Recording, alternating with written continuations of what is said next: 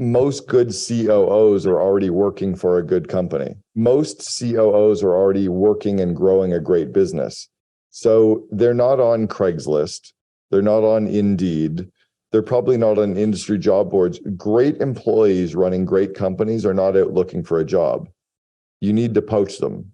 You need to find out where they are, and you need to entice them to come over to see your company. I wanted to talk a little bit at some point about, you have a storied history as an operator, as a chief operating officer, as second in command, but also, of course, you're a CEO. You have your own companies and everything else like that. And I want to get into the nitty gritty of the evolution, like maybe even post-COVID and now through AI, of what people need to be thinking about in that space. But I also want to wrap up one point I made about why I'm excited about you. So full transparency, my accountability pod and I 3 years ago were like, all right, we need to put a vision exercise together for us. Like, what do we want to accomplish over the next 3 years? Foundationally used Vivid Vision for that. So over the last 3 years, in my vision was quit my executive position, which I did with Progressive Insurance. I was an executive with them for 20 years. Be able to live in another country for at least 3 months at a time, which I did, right? Chuck. Within a year or so, I did those things, right? So it's incredible how much outlining your vision, going deep, and having people around you that hold you to it works. And honestly, it's foundationally because of Vivid Vision that we did that. So I want to thank you, first of all, for the changes you made in my life. Appreciate you. You're very welcome. I'll drop another link into the chat that we can share with everybody as well. This is the Vivid Vision that my wife and I wrote for our relationship together. And this is us thinking about, hang on, just click on this link and drop the link in now.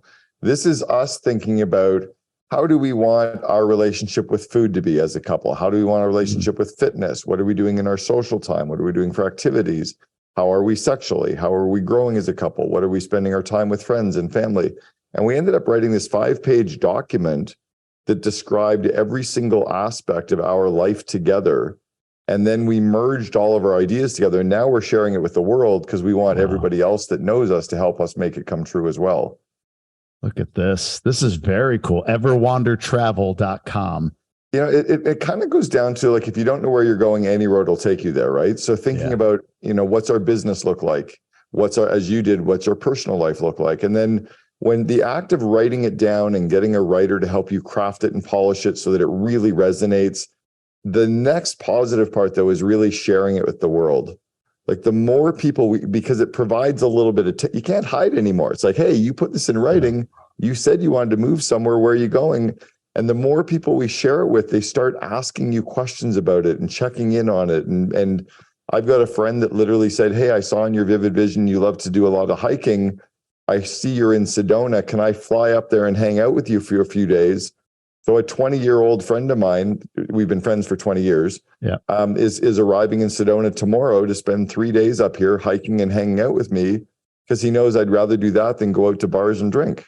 Yeah. That's cool. Amazing. Right? No, that is cool. I love it. The whole concept of vision. And we might, if we have time at the end, I might touch up on some thoughts I have on vision to have you check me maybe and just say, you know what? No, I don't so much agree with you, or maybe you do. So, but let's get into, I want to get into the second in command concept. The book was great. I've listened to you on a couple of podcasts talk about different concepts with this as well. And there's so many places that we can go. But let's start with this kind of foundationally. A COO, well, I've heard you almost have to defend or explain how this is different than a very popular book and movement with traction, right? And there's a fundamental difference. So in your book, you're talking about second in command, two in the box, COO, CEO, right? Or essentially the second in command and the CEO. Traction, though, is talking about integrator and visionary integrator. So how are these two different things? What is your book, your teaching do that's different from Traction, if we can set that up? Sure. So Gino Wickman, when he wrote the book Traction, did an amazing job at creating what he calls the entrepreneurial operating system, or EOS, for usually small companies. I always kind of stay in the 5 to 50 employee range is really where Traction and the EOS model fits best. Then Gino Wickman and Mark Winters, his partner, wrote a book called Rocket Fuel, which is the kind of talking about the visionary integrator component. The integrator is that second in command in that smaller enterprise kind of model, where I believe their model breaks down a little bit. And they did a spectacular job at finally explaining why entrepreneurs need a second in command, right? Why we need that integrator, that person to help us get stuff done. Thomas Edison said it best: vision without execution is hallucination. So the entrepreneur is the visionary. Who's in charge of the execution? Well, that's really your integrator or your general manager, your director of operations, your VP of operations, your COO, whatever we call them. That's your second in command. One of the core areas where I think it breaks down in their definition of what that person does, they say that the integrator should be the tiebreaker, meaning if you get 7 of your people together, the integrator goes, nope, sorry, 3 say this, 3 say this, I say this is the way we're going. That fundamentally starts to break down as you start building a medium-sized company, an enterprise level company. Mm-hmm. When you're in the 50 employees to 5,000 employee range, you actually need a second in command who is a harmonizer, who can build consensus, who can get people to debate in big kind of debate and throw all the data points up and talk about the metrics, throw their ideas on, and then they can get the team to work together in this forming, storming, norming, performing model so they can come out of the boardroom completely in agreement together. But you don't want somebody who says, nope, I'm calling it, I'm making the tie-breaking decision, because then everybody walks out of the room and 3 feel like they win and 3 feel like they lost. The real COO needs to make all 7 people feel like they finally understand all the points. They all agree together and they all walk out of the room with consensus after the good debate. And that's a very different skill set than usually happens in the smaller company where you need the tiebreaker. So go ahead. I'm sorry. No, that's it. So in the smaller, big company, either one, I've heard you talk a little bit about CEO of, if there's 25 companies, you might be able to be the COO of 2 of them or the second in command of 2 of them, right? It's not for everybody. And you talk about technical skill, and this is maybe my bias, and I'm yielding to you because I want to learn this from you. In my mind, if you embody, the traits of being a great operator, somebody who, doesn't get too up in the wispy air like I will in my business, that can actually, ground things and keep things on track or whatever. To me, that's transferable. And now there's got to be relational. There's got to be a relationship, a good relationship between these people, as you talk about. It's like a marriage, right? But from a skill set perspective, you make the argument, I think, unless I'm misunderstanding it, that technical knowledge matters in some industries, at least. Why? Why does it, and where does it? I'll give you an example of in some industries. So years ago, I was asked to coach a restaurant group in Arizona, and they own the Postino's chain of restaurants. And I talked to their 2 founders, and I said, I can't come in and coach you. I don't know anything about the restaurant industry. And my feeling is that my experience around operations, execution, growth, culture, multi-unit operations works great in other types of industries, but I think you need a restaurant person to really help you scale a restaurant business. If you're coming from the car industry IP is very necessary, right? You can't take somebody who's from the marketing world and have them build a car company. You can't take somebody from, the telco and have them build a road building company. There's usually if you're around engineering or any kind of technical IP, I think that's where you need someone from within the industry who has very strong operational depth. What's really weird, though, about the second in command role, and the reason why I say that, as an example, I was the COO for 1-800-GOT-JUNK. I grew them from 2 million to 106 million in revenue in 6 years. I would be a horrible second in command for 95% of the members of our COO Alliance. I'd be a horrible COO for 95% of the members of GoBundance. Sure. Because I don't have any tie into their industry, or I'd be the wrong culture fit for that CEO. So what has to happen in the second in command role is you need to be the counterpart to the CEO. Everything the CEO is great at, you shouldn't want to work in. Every area the CEO sucks at should be your strengths. You should have a good enough balance of behavioral traits and personality profiles. So there's and you need to be the right person for the season that you're in, the size of growth. Because I was really good at 1-800-GOT-JUNK from 2 million to 106 million. I was the wrong person to take them from 100 million to the billion. Their current COO, Eric Church, who I've known for 35 years, we started a fraternity together in Ottawa, Canada in 1987. I was president year 1. He was president year 2. He's now the COO at GOT-JUNK. He would have been a horrible COO at 1-800-GOT-JUNK in the first 6 years because he wasn't entrepreneurial. He was not the roll up the sleeves and get dirty and build. And he didn't know how to build a franchise company. Now, when it's at 100 million, he's been amazing to grow it to 450 million. So he was the right culture fit for the size and the season of that company. He was the right culture fit to still work with the same CEO I was, but he brought in a different set of skills for the size of the organization as well. So that's where this role is so hard to pick, and why frankly, so many companies miss on the first or second try. Because they're missing the technical need, or because they're missing the cultural need, or both? I'm trying to delineate that a little bit. Like, what I hear is the COO has to execute you've said it a few times, the culture in the book. It really makes a great point about it. Like, they have to execute the culture. And in my mind, at least, that's still very transferable. So where's the mistake? It depends. That's what's hard. Yeah. In an earlier size company, you need someone who has the technical and the kind of behavioral traits and the match. As the company scales, you often still need that technical strength. If you're going to come in as the second in command for a law firm, you probably want to understand law and understand how law firms operate. Makes sense. It's hard, but if you're the head of a consumer packaged goods industry and you're selling natural food, or you're going to go out and sell dog food, or you're going to go out and sell, crackers, that's fairly transferable. If you're in consumer packaged goods, you're a consumer. Do you follow? Yeah. If you're in the vehicle sector, you can probably move from cars to trucks, but you probably can't move from cars to planes. Makes sense. Right. Okay. I get that. Yeah. The reason I ask is this, because you said it a moment ago, like in the GoBundance world, a lot of the people I work with, guys that have built companies that might be, 50 plus employees at this point, the whole traction thing, like, I need my integrator. It's almost like a phraseology. Like, I think there's a guy, do you know Matt King? Are you familiar with David Osborne's right-hand guy? I know David very well. No, I didn't know Matt. So Matt is like, you used to be said, I need a Cameron. It used to be said about you, I need a Cameron. Everybody in GoBundance knows Matt is I need a Matt, right? I need a Matt King. I need a Matt King. So everybody wants that. They want the integrator. And that's what I'm wondering. Like, so what's the guidance on finding the integrator? And let's start with layer one. Is it necessarily a COO? Or is it potentially something less than that, if I may? But like, so what is the integrator? What should people be thinking about when they think about an integrator? Should they just be thinking, oh no, you need a COO every time? Great question. Two really good questions there wrapped in one. So the first one is, what's the title that we give this second in command? And that's why I even called my book The Second in Command, because it can have very different titles, right? No one is walking around with the term integrator on their business card. Right. No one's really walking around with the title second in command on their business card, right? They have a title.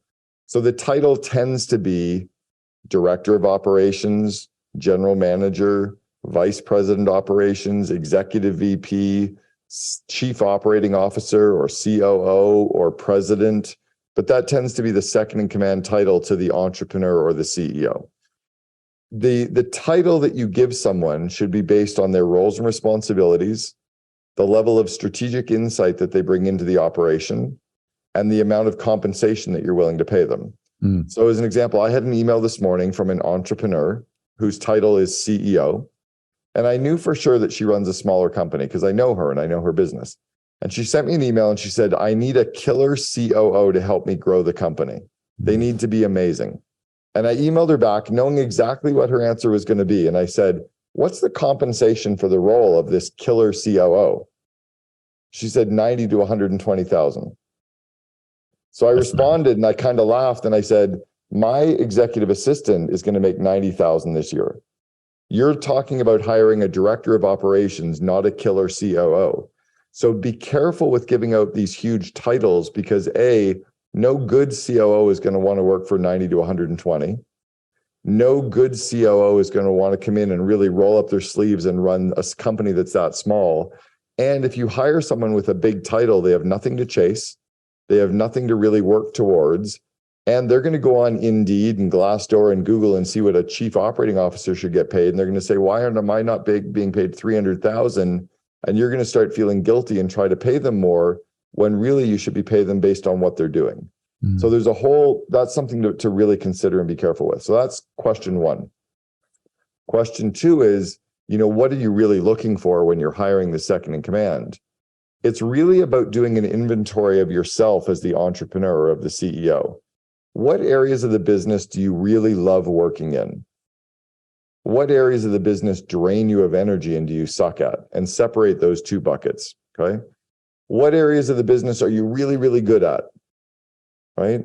And then what are all the things that are bogging you down and taking up your time, and make some buckets there. The first thing you want to ask yourself is, do you have an executive assistant, right? If you don't have an executive assistant, you are one. So you need to at least get all of the admin off your plate, all the $10 an hour, $20 an hour tasks, and don't delegate those to a $200,000 vice president of operations.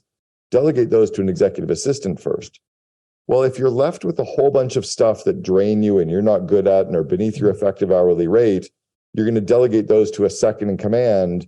Based on what you're giving them, what would those buckets look like? And that starts to describe what you're looking for. So as an example, you're married. I am. Let's say that you and I were getting separated from our spouses, which we're not. If I meet your wife and I said, hey, you've been a wife, you could be my wife. That's ridiculous. Right. I have no idea. I don't know what she's like. I don't know. Like, I love cooking. Maybe she loves cooking. Is that going to be an argument? Or maybe I don't know anything about her temperament or her behavioral traits or what she likes to do for fun. Just because she's a wife doesn't mean she'd be qualified as my wife. So in deciding what we're looking for, it's really describing ourselves first. If I can describe me, I can describe someone who would want to hang out with me, someone who would want to work with me. If I can describe all the areas of the business that I want to hold on to, then I'm going to find a COO that really doesn't want those areas. So as an example, I did not have IT and finance reporting to me because frankly, IT and finance are not my strengths. They overwhelm me. The details confuse the shit out of me. And it's kind of like fingers on a chalkboard to me. But 75% of our COO Alliance members have IT and finance reporting to them.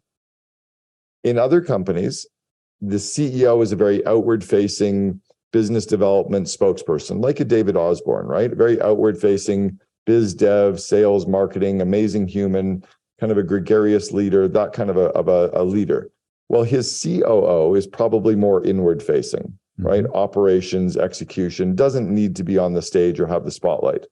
Well, if you look at the CEO of Shopify, Tobias Luque is a very inward-facing CEO. Product, IT, finance, the public markets. Their second in command, Harley Finkelstein, is sales, biz dev, marketing, PR, very outward-facing COO. So there's not really an exact description of what it is other than it's your yin and yang. It's the balance to everything that you are. That's how you know what you're looking for, is to know who you are first. As an aside, what is Elon? He feels like he's all of that. Is he an anomaly? Well, Elon's not actually operations. Elon's very, very good at, and I've known Elon since 1995. I was a reference for Elon and his brother Kimball in their first round of funding for Zip2 because Kimball Musk used to work for me. They had one employee at Zip2 and I was a reference for them with their funding round. So Elon's very, very good at kind of doing seagull management in the right way, like swooping in, flying over an area, not completely shitting all over everybody, but very Steve Jobs in a way. Like, he just notices all the stuff. It drives him crazy. He tells people to get it all fixed and then he swoops in somewhere else. Yeah. So he doesn't want to sit in the details unless it's the really deep details around like a massive engineering kind of a problem where he can let his computer brain run. But in terms of managing and running the day-to-day with Zip2, that was Kimball Musk. In fact, Kleiner Perkins did not want to back Elon because he'd never done anything. He was way out of the box visionary, trying to build a mapping company on the internet in 1995 before people had email addresses. Right. So they backed them based on Kimball Musk's College Pro painters experience at having run a College Pro franchise, because Kimball had done sales and marketing and operations and finance and running people and had built a business with 12 employees. They decided to back them on that. And they asked for $600,000 and they were given $3 million in funding that night. Wow. That's the connection. You were a franchisor for them, right? For College Pro. That's right. I was a franchisee for 3 years in Sudbury, Canada. And then I worked on the franchisor side for 4 years, where I had to recruit, hire, and train franchisees. Crazy, the connections there. We talked about, we were bantering about AI at the beginning of this. And I've heard you talk about, maybe in the book, maybe on a podcast, the inverted org chart, right? The two in the box are at the bottom, and sort of, servant leadership is the best summary I could give it. Like, you're the top of the org chart is really the people that you're pouring into, and all of that. Mm-hmm. I mean, AI aside, is that a new reality that companies have failed to come along with, especially post-COVID? Because it just feels to me like post-COVID, vivid visions are important for organizations to have, so that those that are going to work for them are understanding of what they're getting into, like what they're enrolling themselves into, right?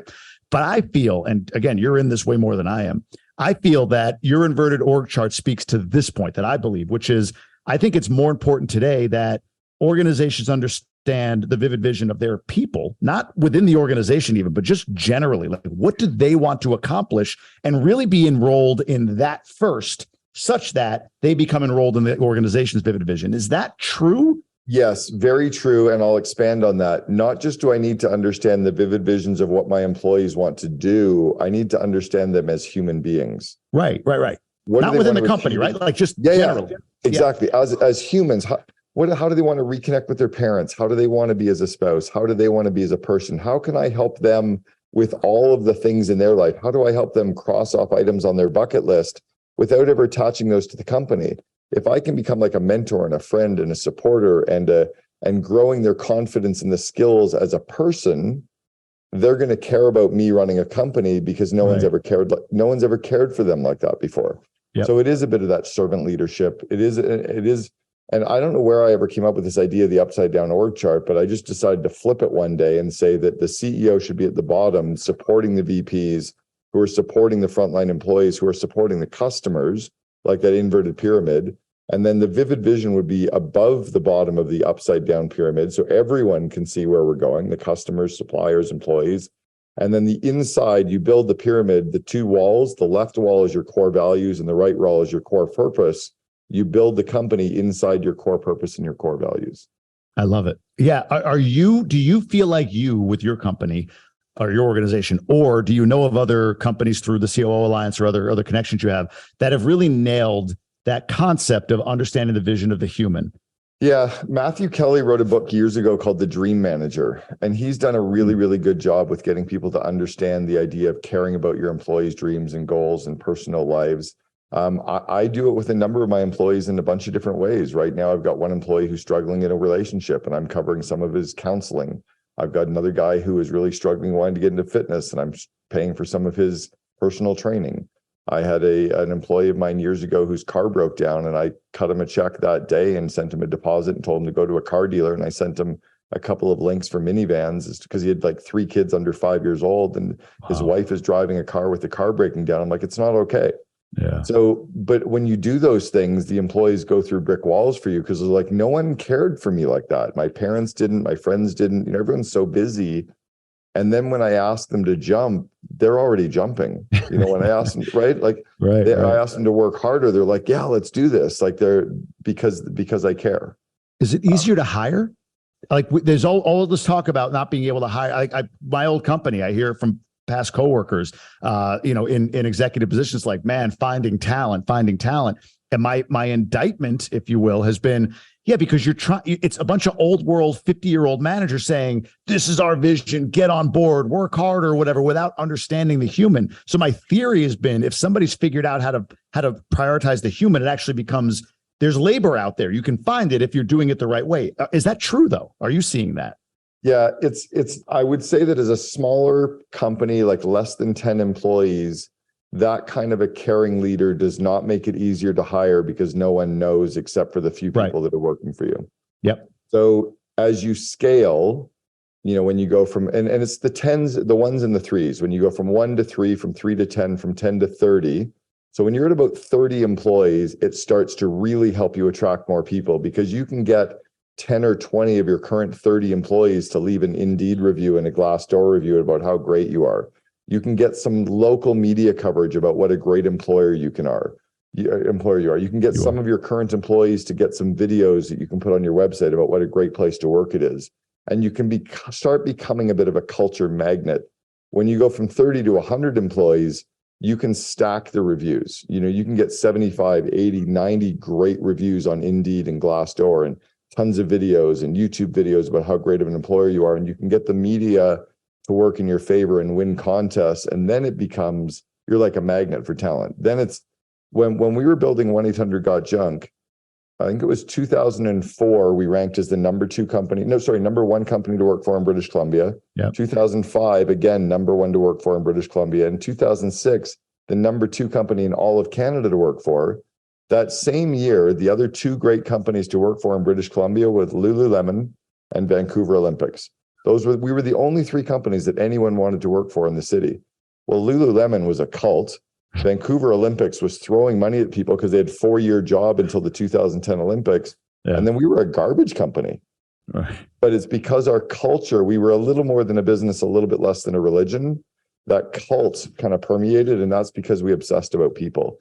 So yeah, it becomes almost an unfair advantage as you get bigger.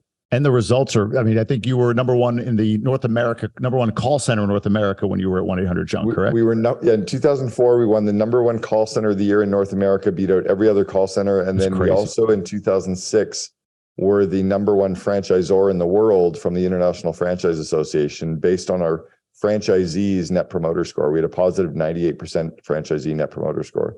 Wow.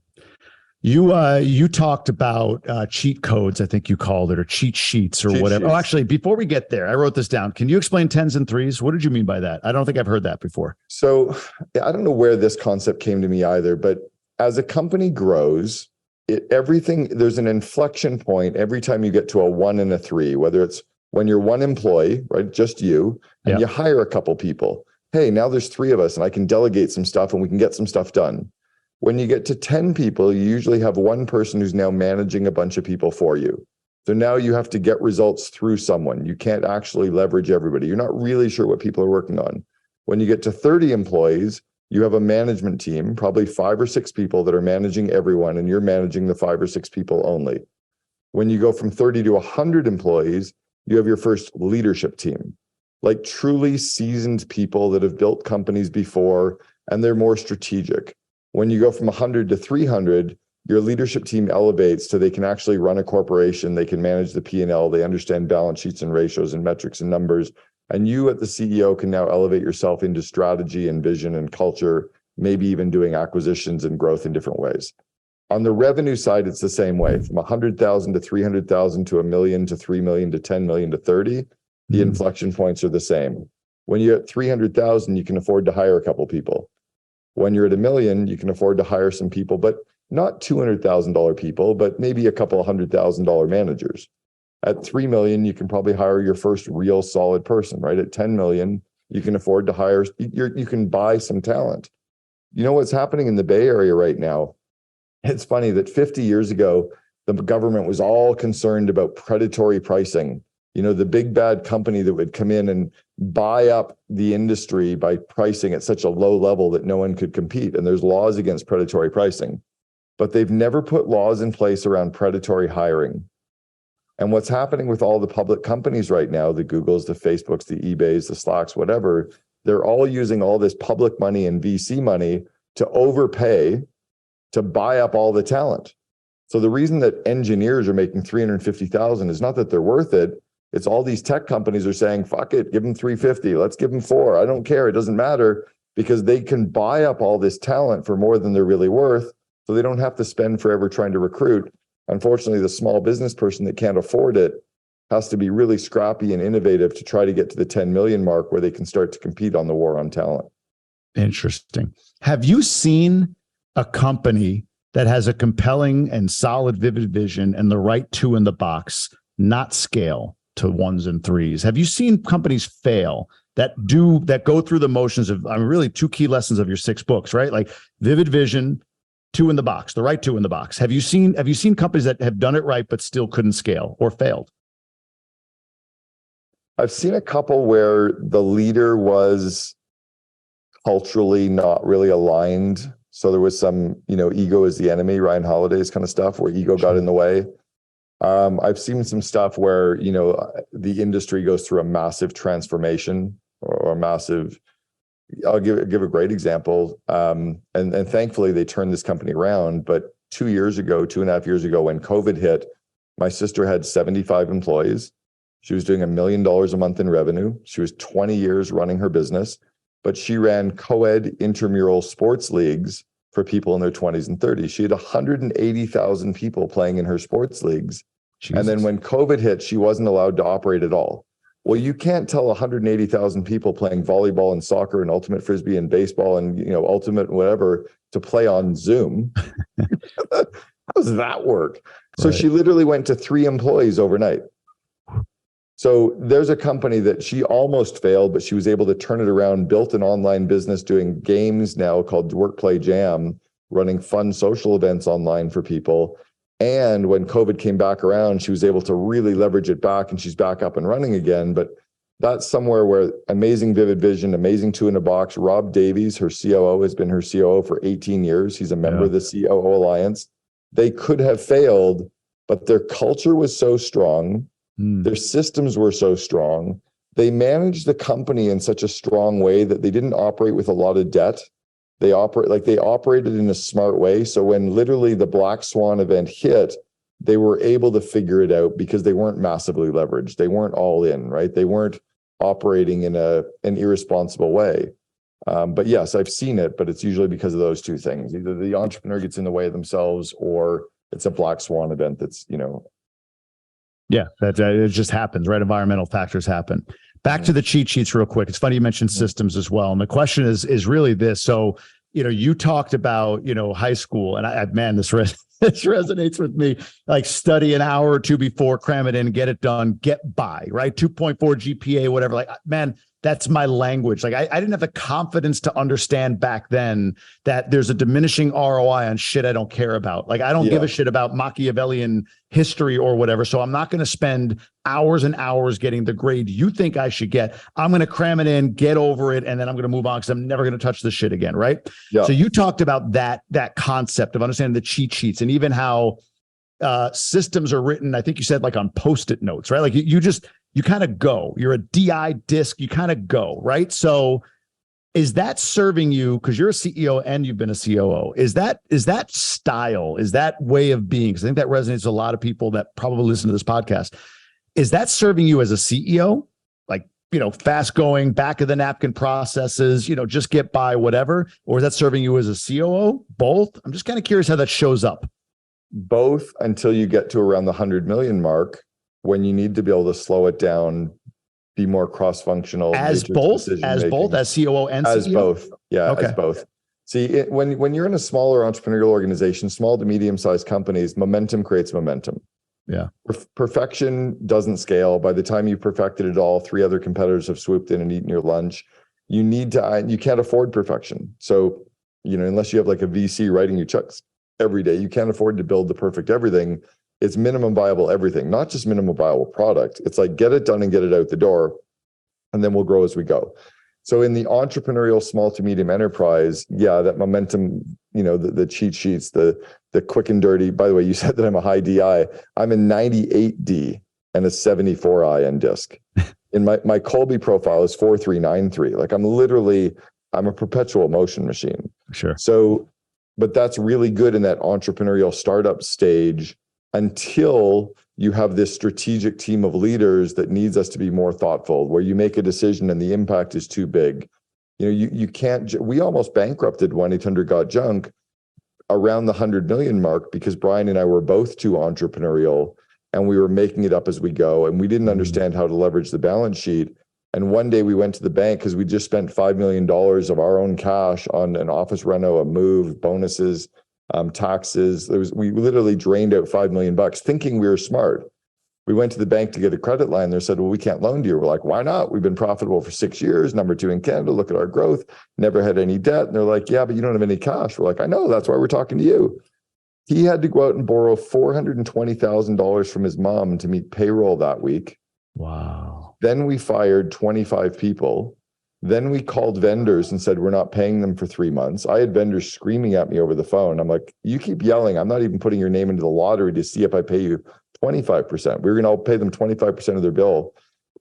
like because we didn't understand. So that entrepreneurial breaks down at a certain stage, but it's critical in the early stage. But you're saying it's like you said 100 million, so you could be a psycho to 100 million essentially, right? Like is what. I mean, I'm not saying it's like it turns off at 97 million, it's okay, and then at 100 it's not, but like it's that much runway. It's not 3, 4, 5 million. It's in the 8 figures of revenue. Yeah, it's in the 50 to 100 million range that you can actually be that entrepreneurial psycho for sure. Wow, what's ideal? Is it 50 or is it like, right out of the gate? Or do you need that entrepreneurial spirit, do you think, for a startup to really even get into the 10, 20, 30, 50 million? Oh, yeah, absolutely. I don't think anyone who's listening could give us 5 names of entrepreneurs who started companies that weren't manic, weren't ADD, and weren't perpetual motion machines with that, momentum versus like every single company started with minimum viable product. There's not a single company out there where they perfected it all, right? Whether it's Uber. I sat with Garrett Camp at Burning Man in the summer of 2008, and he was explaining Uber to us 2 years before he launched the app, 6 months before he hired Travis to come and work for him. It was very minimum viable product, right? When Elon started Zip2, they were sleeping at the YMCA or sleeping in their office and showering at the YMCA next door. They didn't have it all figured out, but they didn't need to have it all figured out. 1-800-GOT-JUNK, Brian would literally knock on doors in Vancouver asking them if they had junk, and they'd say no. And he goes, but I saw this in your backyard. Like he would literally look over fences to see what junk people had, and then he'd pitch them at the front door. That's crazy. That's not a system. No, that system doesn't scale. Right. You can't get 330 franchisees peeking over people's backyards, but it allows you to get started, right? Yeah. Yeah. It's what's going through my mind is I talk to a lot of people about, man, I love to explore entrepreneurship, but I make $250 a year, 2 kids, wife, husband, whatever it might be. And, to step out and what's that? I'm sorry. It's a hard leap. It is. And a lot of it is, I think there's a perception that there's got to be perfection, or that it's figured out, or that you've got, I would think like, I'm not organized enough to be an entrepreneur, right? I'm too all over the place. I think when people really do study entrepreneurs and they study their first year of every entrepreneur, it will give you the confidence that most people could, or a lot of people could do it. Yeah. A lot of people don't have the entrepreneurial DNA. The skills can be learned. It's the DNA that most people have. I think back to College Pro Painters, where I mentioned kind of as if we almost complete the golden thread, the founder of College Pro Painters, when he started in 1971, his first 3 estimates, one was a small house, the whole exterior, one was a bedroom inside of a house, and one was a small factory. And he didn't know what to charge, so he charged $1,000 for all 3 of them. He didn't land the factory, thankfully, because he would have gone bankrupt. He did not land the bedroom. He wishes he did, because he would have been rolling in cash, but he landed the small outside of the house for $1,000, which today would have been about $3,000. That was a good size amount of money for a house back in 1971, probably more than that. And he was able to figure it out by painting the house and time and motion studies and learning, but he didn't know what to charge. He was in the library the night before reading books in the library about how people would quote paint jobs. And that's how he decided to go out and start. But if he had to have the perfect system, the summer would have been over by the time he was able to start. Makes sense. The one thing I wanted to ask you about, as we kind of we're starting to wind down, so I want to make sure I get this question in. So what I've heard from you and have read about everything that you talked about, which I think is really insightful, is second in command COO is not mutually exclusive, right? Define what you need. It might be an EA right now, right? Define what you need and go hire that VP of operations, director of operations. Maybe it is a full-on COO, whatever it might be. It still, I think, leaves one question for those that are saying, okay, I get it, but I need my integrator. I don't know where to find these people. Like, where are they? So I don't know if there's a tip, a tactic, a trick, an idea, suggestions on where do people look for that next second in command, whatever level it might be. It's that old kind of joke that women used to make. I don't know if is that, every good man is either taken or gay, right? Well, most good COOs are already working for a good company. Yeah. Most COOs are already working and growing a great business. So they're not on Craigslist. They're not on Indeed. They're probably not on industry job boards. Great employees running great companies are not out looking for a job. You need to poach them. You need to find out where they are, and you need to entice them to come over to see your company. which means a good vivid vision that describes your business in the future, a great website that shows the great company culture, really good Indeed and Glassdoor reviews. So when you start enticing them, they see good reviews, good media coverage about you, good awards that you're winning. And then you can probably entice them. But another way to entice them is to use a great executive search firm to go out and make the calls for you, to bring those qualified candidates in to meet with you. And then just make sure that your office space or your physical environment via Zoom, et cetera, is enticing to bring them in. But the best people are not looking for jobs.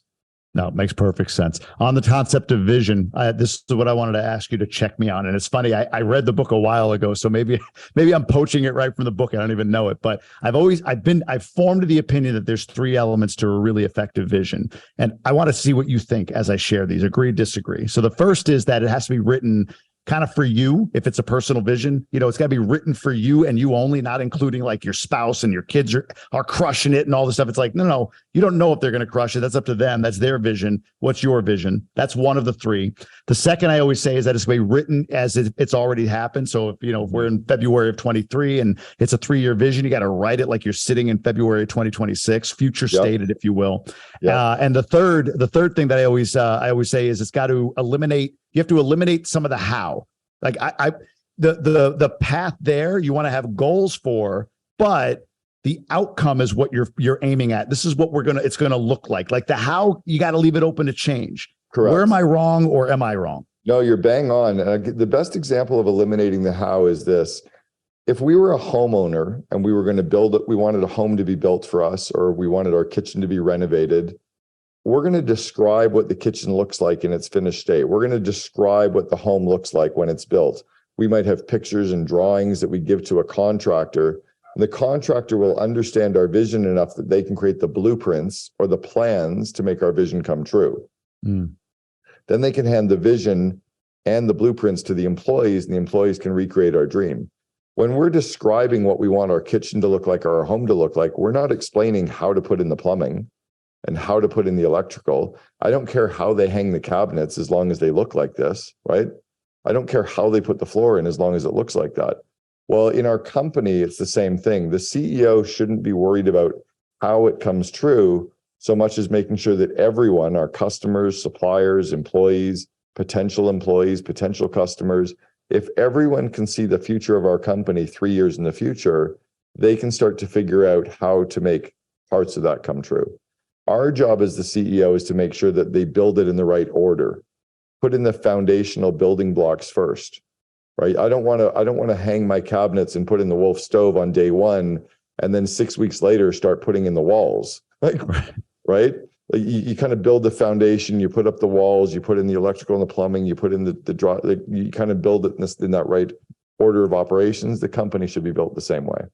Amazing. That's a great way to describe it. And thanks for that. I was curious. I'm like, I got the vision guy on. I got to run these by him and see what he says. So let's talk about the book. It's out now, Second in Command. Whatever you want to plug here to make sure people get their hands on it, because it's excellent.